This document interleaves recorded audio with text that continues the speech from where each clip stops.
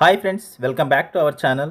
So ఈరోజు టాపిక్లోకి వెళ్తే Stree Nidhi Andhra Pradesh, Stree Nidhi credit cooperative federation, government of Andhra Pradesh నుంచి మనకు ఒక జాబ్ నోటిఫికేషన్ అయితే రిలీజ్ చేశారు. సో దీనికి సంబంధించినటువంటి డీటెయిల్స్ అయితే చూద్దాం. సో ఇక్కడ క్లియర్గా మెన్షన్ చేశారు, recruitment of assistant managers with Stree Nidhi AP contract basis. So ఇది వచ్చేసి మనకు కాంట్రాక్ట్ బేసిస్ పైన అసిస్టెంట్ మేనేజర్ అనే పొజిషన్కి ఈ నోటిఫికేషన్ అయితే రిలీజ్ చేశారు. అయితే దీనికి ఆన్లైన్లో అప్లికేషన్స్ అయితే చేసుకోవాల్సి ఉంటుంది. 170 పోస్టులు అయితే ఉన్నాయి. సో మీరైతే ఆన్లైన్లో అప్లై చేసుకోవాల్సి ఉంటుంది. వీటికి అప్లికేషన్ ఫీజు చూసుకున్నట్లయితే 1000 రూపీస్ అయితే ఉంది అప్లికేషన్ ఫీజు.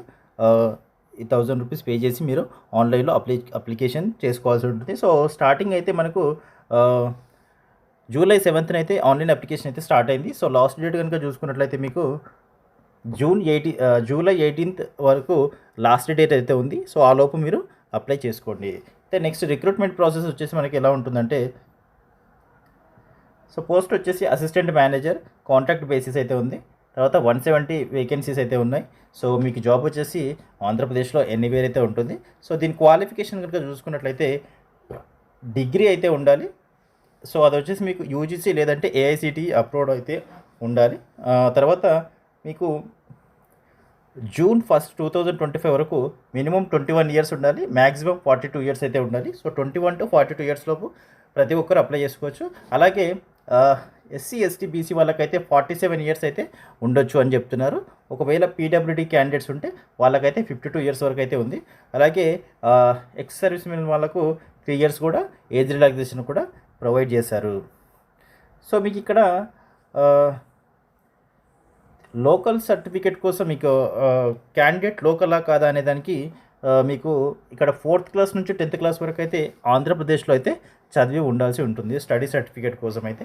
సో వాళ్ళు మాత్రమే, ఎవరైతే 4th నుంచి 10th క్లాస్ వరకు ఆంధ్రప్రదేశ్లో చదువుకున్న వాళ్ళు మాత్రమే ఈ జాబ్కి ఎలిజిబుల్ అని క్లియర్గా మెన్షన్ చేశారు నోటిఫికేషన్లో.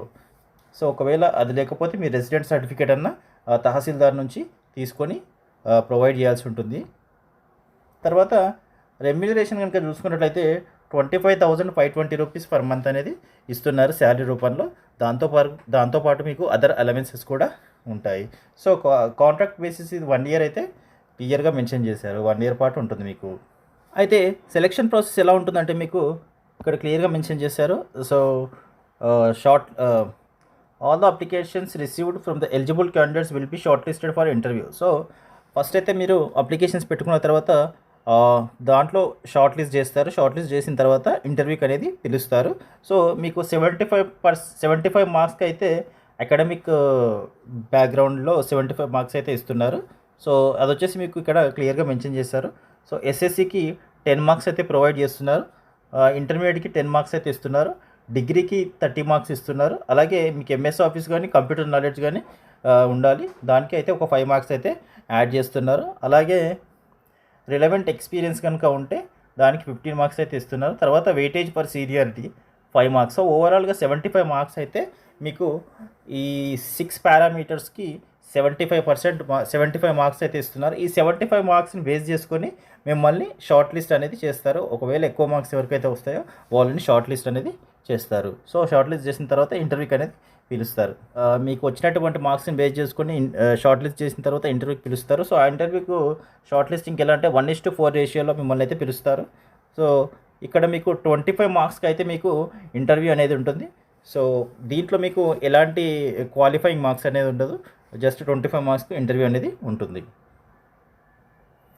అండ్ ఇక్కడ ఫైనల్ సెలక్షన్ చూసుకున్నట్లయితే based on the total score 100 marks ఏవైతే ఉంటాయో 75 మార్క్స్ మీకు అకాడమిక్ స్కోర్, అలాగే 25 మార్క్స్ ఇంటర్వ్యూ స్కోర్ అయితే ఉంటుంది. సో ఓవరాల్గా 100 మార్క్స్ ఏవైతే ఉంటాయో ఆ 100 మార్క్స్ని బేస్ చేసుకొని ఫైనల్ సెలెక్షన్ అనేది మెరిట్ లిస్ట్ అనేది ప్రిపేర్ చేస్తారు. సో దాంట్లో మెరిట్ లిస్ట్లో ఉన్న వాళ్ళకి జాబ్ అనేది కన్ఫర్మ్ అవుతుంది.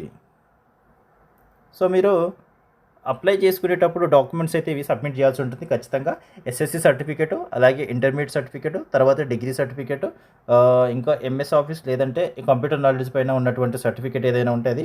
తర్వాత ఎక్స్పీరియన్స్ సర్టిఫికేట్ కనుక ఉంటే, అలాగే స్టడీ సర్టిఫికేట్స్ లేదంటే రెసిడెన్సీ సర్టిఫికేట్ అయితే ఉండాలి. అలాగే కమ్యూనిటీ సర్టిఫికేట్, తర్వాత ఈడబ్ల్యూఎస్ వాళ్ళు ఈడబ్ల్యూఎస్ సర్టిఫికేట్, తర్వాత పీడబ్ల్యూడీ క్యాండిడేట్స్ అయితే పీడబ్ల్యూడీ సర్టిఫికేట్, తర్వాత ఎక్స్ సర్వీస్ మెన్ ఉంటే ఎక్స్ సర్వీస్ మెన్ సర్టిఫికేట్, తర్వాత ఎవరైనా స్పోర్ట్స్ పర్సెంట్ ఉంటే స్పోర్ట్స్లో ఉన్నటువంటి సర్టిఫికేట్ కూడా మీరైతే సబ్మిట్ చేయాల్సి ఉంటుంది. ఇనీషియల్గా అయితే మీకు ఎలాంటి రిటర్న్ టెస్ట్ కానీ స్క్రీనింగ్ టెస్ట్ కానీ పెట్టట్లేదు. సో జస్ట్ మీకు అకాడమిక్ స్కోర్లో వచ్చినటువంటి 75 మార్క్స్ని బేస్ చేసుకొని షార్ట్ లిస్ట్ అయితే చేసిన తర్వాత మీకు ఇంటర్వ్యూకి అయితే పిలుస్తారు. ఒకవేళ మీకు నంబర్ ఆఫ్ అప్లికేషన్స్ కనుక ఎక్కువ మరి రిసీవ్ అయితే గవర్నమెంట్కి, అప్పుడు వాళ్ళైతే మీకు ఒక కంప్యూటర్ బేస్డ్ టెస్ట్ అయితే పెడతారు షార్ట్ లిస్ట్ చేయడానికి. సో వన్స్ ఆ కంప్యూటర్ బేస్డ్ టెస్ట్లో మీరు క్వాలిఫై అయిన వాళ్ళని మాత్రమే షార్ట్ లిస్ట్ అయితే చేసి ఇంటర్వ్యూకి అనేది మళ్ళీ అప్పుడు కండక్ట్ చేస్తారు. సో ఇలా 1:60 రేషియోలో స్క్రీనింగ్ అనేది చేస్తారు. తర్వాత 1:4 రేషియోలో ఇంటర్వ్యూ అనేది పెడతారు. సో ఇలా అయితే ప్రాసెస్ అనేది ఉంటుంది. సో ఇది ఫ్రెండ్స్, శ్రీనిధి ఆంధ్రప్రదేశ్ నుంచి వచ్చినటువంటి నోటిఫికేషన్కి సంబంధించినటువంటి జాబ్ డీటెయిల్స్.